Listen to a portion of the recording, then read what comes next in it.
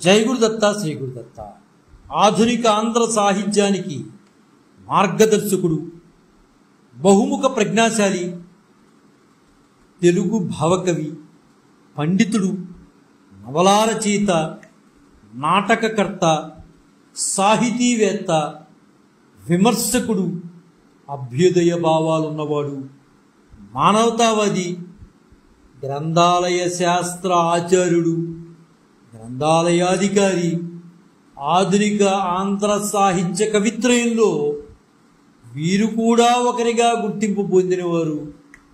ఎవరో అనుకుంటున్నారా? ఆయనేనండి, మన అబ్బూరి రామకృష్ణారావు గారు. అబ్బూరి రామకృష్ణారావు గారు గుంటూరు జిల్లా తెనాలి తాలూకాలోని అనంతవరం గ్రామంలో అబ్బూరి నరసింహశాస్త్రి బాపమ్మ దంపతులకు 1896 సంవత్సరం మే 20వ తేదీన ఆయన జన్మించారండి. నిజానికి చెప్పాలంటే అబ్బూరి వారిది పండిత వంశమే అని చెప్పుకోవాలి. తాతగారు చాలా గొప్ప కవి, తండ్రి గారు సంస్కృత ఆంధ్ర భాషల్లో గొప్ప పండితుడు. ఆయన చిన్నతనంలోనే, అంటే తిరుపతి వెంకట కవుల్లో ఒకడైన చల్లపల్లి వెంకట శాస్త్రి గారు తరచుగా అబ్బూరి గారి తండ్రి గారికి ఇంటికి వస్తూ ఉండేవారు. అంటే అబ్బూరి వారు కూడా, రామకృష్ణారావు గారు కూడా బహుభాషా కోవితుడండి. ఆయన సంస్కృతము, తెలుగు, ఆంగ్లము, బెంగాలీ, పర్షియన్ సాహిత్యాలను క్షుణ్ణంగా చదివేవారు. 15వ ఏటనే వారికి మేనమావ కూతురైన రుక్మిణి గారితో వివాహం జరిగింది. వీరికి 4 కుమారులు, 3 కుమార్తెలు.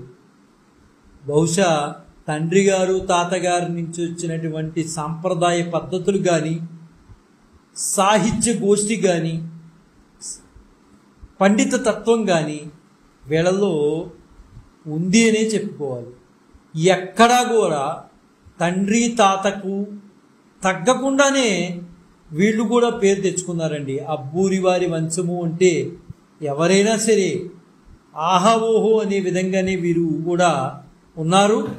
చాలా గొప్ప కీలకమైన పదవుల్లో కూడా వీరు ఉండడం జరిగింది.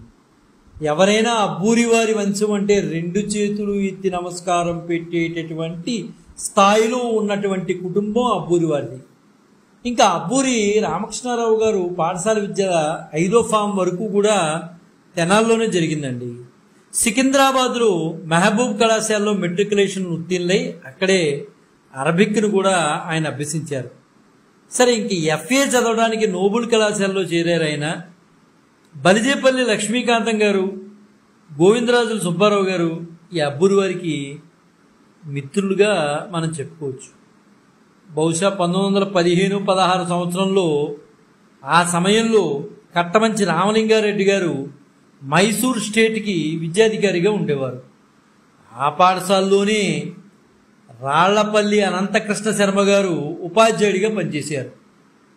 రాళ్లపల్లి అనంతకృష్ణ శర్మ గారు అంటే చాలా గొప్ప పండితుడు. ఎంత చక్కగా బోధించగలడంటే ఆయన మాట్లాడుతుంటే వినాలి అనిపించేది. అంత చక్కగా ఉండేటటువంటి పండితుడు అనంతకృష్ణ శర్మ గారు. వీరిద్దరూ కలిసి, అంటే కట్టమంచి రామలింగారెడ్డి గారు, అనంతకృష్ణ శర్మ గారు ఇద్దరు కలిసి సాయంత్రానికి వచ్చేప్పుడు సాహిత్య కబుర్లు చెప్పుకునేవారు.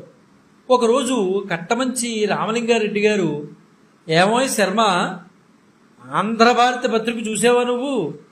ఎవరోనయ్యా, కవి అట, మల్లికాంబ అనే చక్కటి కావ్యాన్ని రాస్తున్నాడు, నువ్వు చూసావా లేదా? 3 విడతలుగా వచ్చింది. అబ్బో అబ్బో ఏం రాస్తున్నాడయ్యా కవి, అద్భుతమైన కవి అయినా అన్న.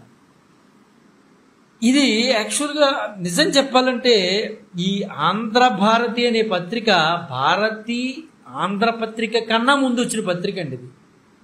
అప్పుడు వెంటనే అనంత కృష్ణ శర్మ గారు వెంటనే స్పందించి, నాకెందుకు తెలియదండి, ఆ కుర్రాడు మన దగ్గరే చదువుతున్నాడు, మీకు తెలీదా?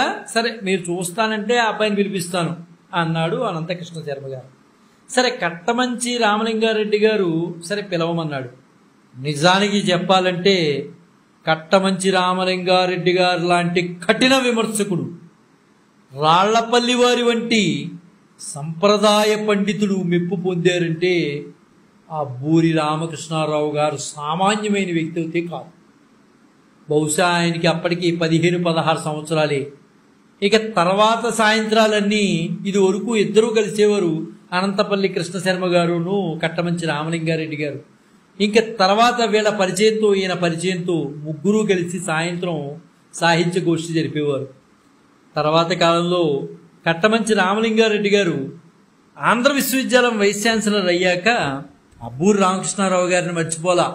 ఆయనకి తగిన అర్హతలు అప్పటికి లేకపోయినప్పటికీ కూడా లైబ్రరీని ఉద్యోగం ఇప్పించారు కట్టమంచి రామలింగారెడ్డి గారు. విశాఖపట్నంలో సాహిత్య వాతావరణం పెరగడానికి బహుశా అబ్బూరి వారిని అక్కడ పెట్టడమే బహుశా అదొక ప్రధాన కారణంగా కూడా చెప్పుకోవచ్చు. అబ్బూరి రామకృష్ణారావు గారిని శ్రీశ్రీ లాంటి వాళ్ళు మాస్టారు అనేవారు. ఈ ఎంత గొప్పవారు ఇప్పుడు మనకు అర్థం కావట్లేదండి అబ్బూరి వారు అంటే. 1918లో కలకత్తా వెళ్ళి సిటీ కళాశాలలో BA కొరకు ప్రవేశం తీసుకున్నారు మన అబ్బూరి వారు.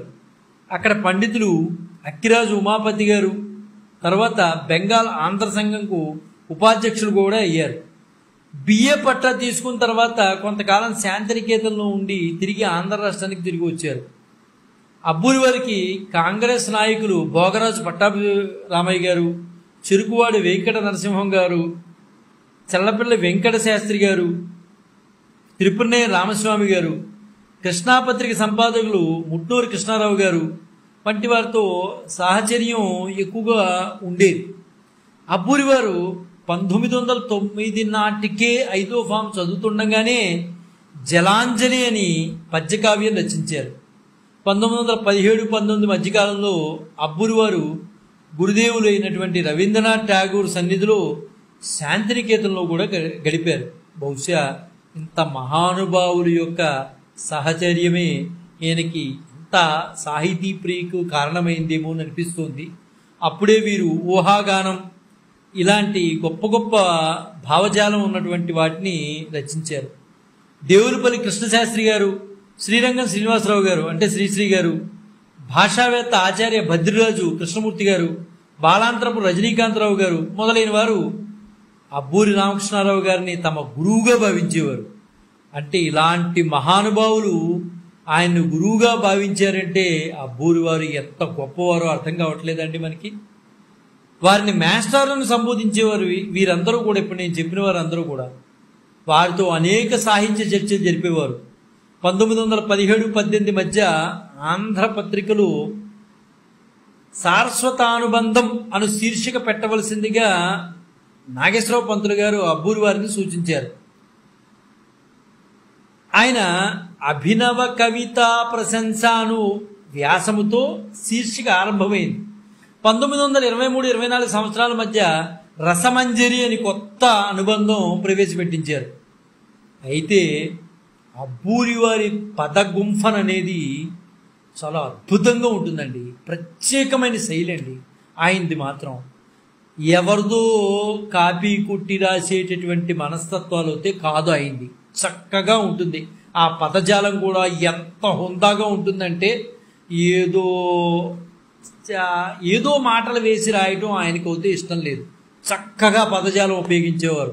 ఆ గీతాల్లో కూడా గొప్ప హుందాతనం గోచరిస్తుంది. ఒక్కసారి ఆయన గీతాలు మనం చదువుతుంటే ఎంత గొప్ప హుందాతనంగా కనిపిస్తాయో. ఉత్తమ సంస్కృత కావ్యాల్లోని పూర్ణత, గౌరవము, గాంభీర్యము ఈయన పద్యాల్లో ఖచ్చితంగా ప్రతిబింబిస్తాయి. నన్నయ్య నాటి అక్కర్లకు మార్పులు తెచ్చి కొత్త నడకలు నడిపించడమే కాకుండా నూతన ఛందస్సులు కూడా కల్పించారు మన అబ్బూరి రామకృష్ణారావు గారు. ఈయన పద్యాల్లో ఒక్క పలుకు పట్టి చూచినా ఉత్తమ సంస్కారి అని తెలుస్తుంది. ఈయన ఎంత గొప్ప సంస్కారో ఒక్క పదాన్ని పట్టుకుంటే చాలండి. మనం ఎంత గొప్ప పదాలు వాడేవారు మహానుభావుడు అబ్బూరి రామకృష్ణారావు గారు. వీరు రాసిన చాటువులు, ఆసువులు చాలా ప్రసిద్ధి పొందాయని చెప్పుకోవాలి. ఇంకా ఆంగ్ల సాహిత్యంలో తరచుగా కనిపించే సానెట్స్ అంటే గీతమాలికలు రచించింది కూడా ఈయన కూడా చాలా రాశారు. వీరికి నాటకాలంటే బాగా ఇష్టం ఉండేదండి. బహుశా వారి తర్వాత తరాల వారికి కూడా ఇదే వచ్చి ఉండొచ్చు. ఆ జీన్స్ ఎక్కడికి పోతాయండి? అబ్బూరి గోపాలకృష్ణ గారికి కూడా బహుశా అదే జీన్స్ వచ్చి ఉండొచ్చు. నాటకాల మీద ఎక్కువ ప్రభావితం అయ్యి ఉండొచ్చు. అయితే అబ్బూరు రామకృష్ణారావు గారు నాటకాలు రచించారు, దర్శకత్వం వహించారు, హైదరాబాదు, ఢిల్లీలో కూడా ప్రదర్శించారు. ముఖ్యంగా కన్యాశుల్కం, ప్రతిమా సుందరి వంటి వాటిల్లో కూడా ఆయన నటించారు. కన్యాశుల్కంలో రామప్ప పంతులు వేసిన వేషం వేసి రక్తి కట్టించారు. నటాలి, నాట్యగోష్ఠి వంటి సంస్థలు అబ్బూరి వారి నాటకరంగ సేవకు నిదర్శనాలుగా మనం చెప్పుకోవచ్చు. 1957 సంవత్సరంలో ఆంధ్రప్రదేశ్ ప్రభుత్వం సంగీత నాటక సాహిత్య లలిత అకాడమీ స్థాపనలో ముఖ్య సలహాదారిగా ఉండి కీలక పాత్ర వహించి అకాడమీ స్థాపనకు అంకురార్పణ చేసిన మహానుభావుడు మన అబ్బూరి రామకృష్ణారావు గారండి. వీరి సూచనను అనుసరించి ఆకాశవాణి వాళ్ళు కూడా 1957లో దాదాపు 1 గంటన్నర పాటు జాతీయ నాటకాల ప్రసారం మొదలుపెట్టారంటే ఆయన మాట ఎలా వెలిగిందో దీపంలాగా ఇప్పుడు మనకే అర్థమవుతోంది. వీరికి ఎన్నో బిరుదులు, సన్మానాలు వచ్చినాయండి. ఆయన ఏనాడు కూడా సన్మానాల కోసం, సర్టిఫికెట్ల కోసం, బహుమతుల కోసం వెంపర్లాళ్ళ. ఆయన్ని వెతుక్కుంటూ వచ్చేది తప్పించి ఆయన ఎవరింటికి వెళ్ళి డబ్బులు ఖర్చు పెట్టుకుని సన్మానాలు చేయించుకునే పరిస్థితులు ఆయన లేరు. ఎంత గొప్పవాడంటే వీరికి వచ్చిన ఎన్నో బిరుదులు, సన్మానాలు కూడా ఆయన నిరాకరించారు. అవసరం లేదు అనేవారు. అబ్బూరి వారి సేవలను గుర్తించినటువంటి ఆంధ్ర విశ్వవిద్యాలయం వారు సర్వసాధారణంగా అబ్బూరి వారు ఏ రకమైన బిరుదులు వచ్చినా, ఏమి వచ్చినా, ఆయన సన్మానాలు వచ్చినా ఆయన నిరాకరించేవారు. కానీ మరి ఆంధ్ర విశ్వవిద్యాలయం వారి మాట అనంగానే వారు ఒప్పుకున్నారు. 1974 సంవత్సరం ఆగస్టు 3న అబ్బూరి వారికి కళాప్రపూర్ణ బిరుదుతో సత్కరించారు ఆంధ్ర విశ్వవిద్యాలయం వారు. దీన్ని మాత్రం అబ్బూరి రామకృష్ణారావు గారు మాత్రం స్వీకరించారు. అప్పటి వరకు ఏమొచ్చినా కూడా తిరస్కరించేవారు. ఆయన ఎందుకు ఆ మహానుభావుడికి ఎందుకు ఈ బిరుదులని అనిపించి ఉండవచ్చు, బహుశా మహానుభావులు కాబట్టి. 1953 సంవత్సరంలో ఆంధ్ర రాష్ట్రం ఏర్పడిన తర్వాత రాష్ట్ర ప్రభుత్వం 1956లో కొత్తగా ఏర్పడ్డ విశాలాంధ్ర రాష్ట్రంలో గ్రంథాలయాల అనుసంధానాన్ని విస్తృతం చేయడానికి రాష్ట్ర కేంద్ర గ్రంథాలయం ఏర్పాట్లో అబ్బూరి రామకృష్ణారావు గారి సలహా సహకారాన్ని మాత్రం కోరింది. విశాఖ రచయితల సంఘం అధ్యక్షులుగా నన్నయ్య పదసూచి సంకలనాన్ని ఆరంభించారు. సాహిత్య అకాడమీ ఏర్పడిన తర్వాత తిక్కన మొదలగు ఆచూకీ గ్రంథాలు, 20వ శతాబ్దపు తెలుగు సాహిత్య ప్రచురణల సూచీని తయారు చేయుటకు ప్రణాళికలు తయారు చేశారు అబ్బూరి రామకృష్ణారావు గారు. వీరికి కేంద్ర సాహిత్య అకాడమీ, కేంద్ర సంగీత నాటక అకాడమీలతో అనుబంధం కూడా ఉండేది.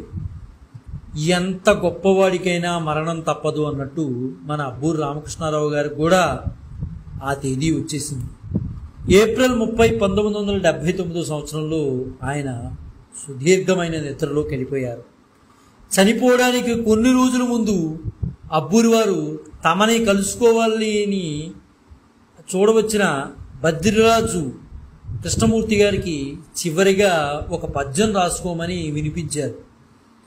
ఎంత అద్భుతంగా ఆ పద్యం చెప్పారంటే వారు, చచ్చిపోయి జీవి ఎచ్చడికేగునో ఏమి ఎగునో ఎవరికెరుగు రాదు, ఎరుకలేని వారలేమేమో చెప్పగా విని తప్పించువారు వేనవేరు అని అత్యద్భుతంగా మంచం మీద ఉండి కూడా మహానుభావుడు బద్రిరాజు కృష్ణమూర్తి గారికి పద్యం రాసుకోమని చెప్పారు. నిజానికి ఆ మహానుభావుడి చివరి కోరికేమో బహుశా ఆయన యొక్క చితాభస్మాన్ని డెహ్రాడూన్లోని ఎంఎన్ రాయ్ సమాధి పక్కనే ఉంచారు.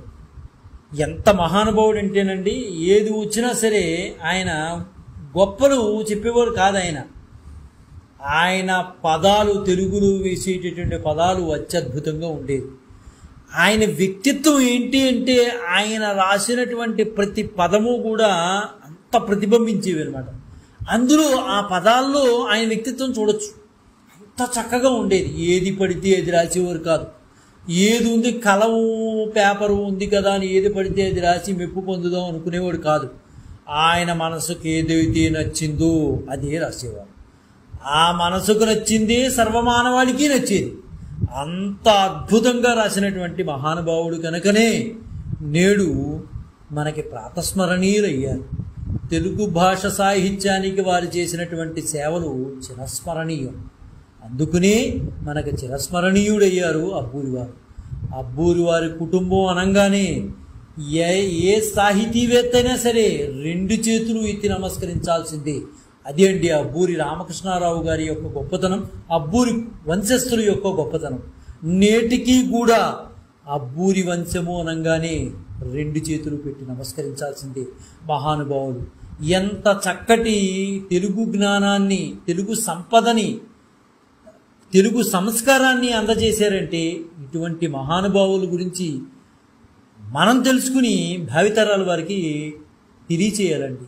అలా తెలియజేసిన రోజునే ఒక అబ్బూరి రామకృష్ణారావు గారు అంటే భావితరాల వారికి తెలిసేది. నేటి సమాజంలో ఎంతోమందికి తెలీదు అబ్బూరి రామకృష్ణారావు గారంటే. అటువంటి మహానుభావుల గురించి చెప్పడం నా భాగ్యంగా భావిస్తూ నేడు వారి జయంతి సందర్భంగా వారికి సాహితీవేత్తలందరి తరఫున ఆ మహానుభావుడికి నివాళులర్పిస్తూ జై గురుదత్త, శ్రీ గురుదత్త, శ్రీపాద శ్రీవల్లభ చరణదాసుడు, మానికొండ రాజశేఖర శర్మ,